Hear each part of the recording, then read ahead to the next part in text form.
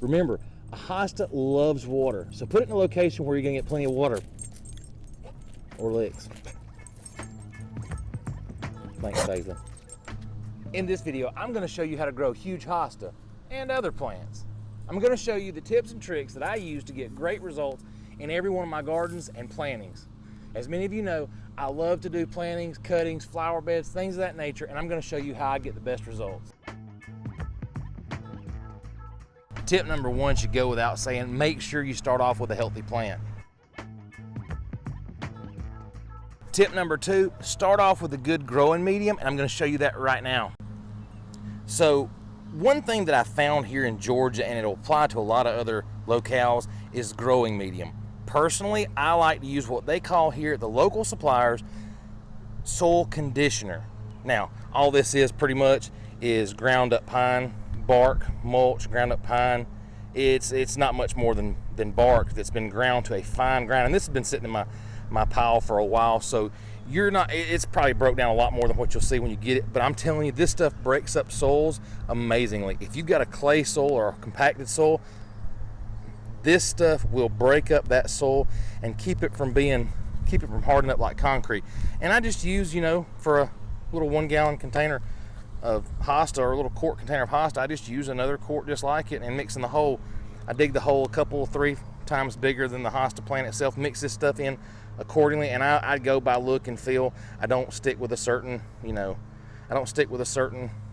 proportion, formula, ratio, algorithm, whatever. I just mix it as I see fit. I want that clay soil to be broke up as deep as I can get. That's my biggest tip to start your plant, is use a good growing medium, break up that soil. Even if you've got good clean dirt, the hosta roots will not survive if they're choked out with no oxygen. They've got to breathe. These things have got to breathe. Now, when I say oxygen, I don't mean a huge air gap in the hole. I just mean the soil's got to be able to let the roots get the moisture, the nutrients, the oxygen that it needs to grow well. We got to break those soils up with something organic. Tip number 3, plant food. I use MIRACLEGRO, all-purpose plant food. We find this stuff at the dollar store super cheap throughout the year, so I buy as much as I can get. I do plant food probably every 2 weeks. I dose the plants as much as possible with plant food. So in another video, I've heard of using MILORGANITE or MILOGRANITE, however you want to pronounce it, to start off feeding your hostas early in the season. Now, you can check out the video below. It's from Funky Gardens, and he does a great job explaining how to propagate hosta, how to divide hosta, and how to feed and start your hosta. And I can testify that his results and my results are pretty much the same. I haven't tried the MILORGANITE or the MILOGRANITE yet in my garden, but I plan on doing it next year. But you can see this hosta behind me is absolutely huge. And I just use MIRACLEGRO. Once I start seeing the buds come up above the ground, I start using the MIRACLEGRO and I feed it regularly.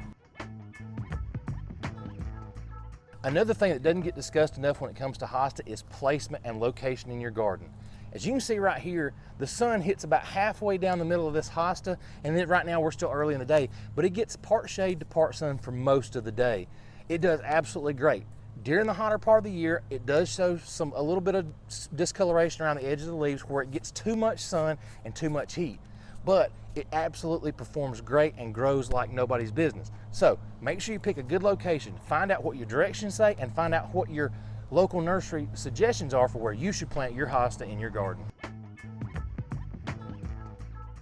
You're thinking, Tony, how much should I water my hosta? Remember, a hosta loves water, so put it in a location where you're gonna get plenty of water or licks. Thanks, Paisley.